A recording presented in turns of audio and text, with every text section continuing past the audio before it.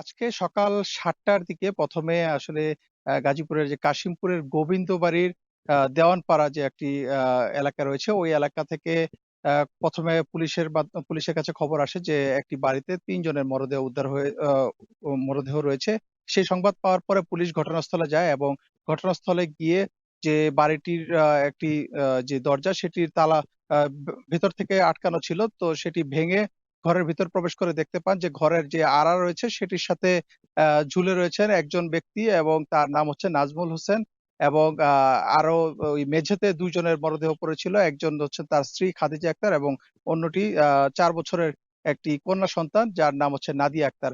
এবং আ আ পা পুলিশ এবং প্রত্যক্ষদর্শীদের সাথে কথা বলে যেটি জানা গেছে গতকাল রাতে তারা রাত ১১টার দিকে তারা খাবার খেয়ে ঘুমিয়ে পড়েন এবং সকালবেলা যখন তাদের ঘরে তাদের সাড়া শব্দ পাওয়া যাচ্ছিল না। তখন আ যিনি নিহতের যে নাজমুলের শ্বশুর, তিনি তো ১ম এ ওই ঘরের দরজায় যখন আ আ কড়া নাড়েন, তখন ভেতর থেকে কোনো সাড়া শব্দ না পাওয়ার পরে পাশের যে জানালা ছিল, যে জানালাটি খুলে দেখতে পান যে ঘরের ভেতরে তার মরদেহ ঝুলে রয়েছে। পরে কিন্তু পুলিশকে খবর দেওয়া হয় এবং পুলিশ ঘটনাস্থলে গিয়ে ৩ জনের মরদেহ উদ্ধার করে এবং মরদেহের পাশে একটি চিরকুট লেখা ছিল এবং সেই চিরকুটের মধ্যে লেখা ছিল যে তিনি ওই ব্যক্তি তার স্ত্রীকে হত্যা করার পরে তার সন্তানকে হত্যা করে তারপরে তিনি আত্মহত্যা করেছেন এবং আ প্রত্যক্ষদর্শী এবং পুলিশের বরাত দিয়ে যেটি জানা গেছে যে ওই নিহত ওই ব্যক্তি নাজমুল তিনি পেশায় কোনো কাজ করতেন না। বেকার এবং ভবঘুরের মতো আ চলাফেরা করতেন। পাশাপাশি তিনি মাদকাসক্ত ছিলেন এবং মাদকাসক্ত অবস্থায় প্রায়ই কিন্তু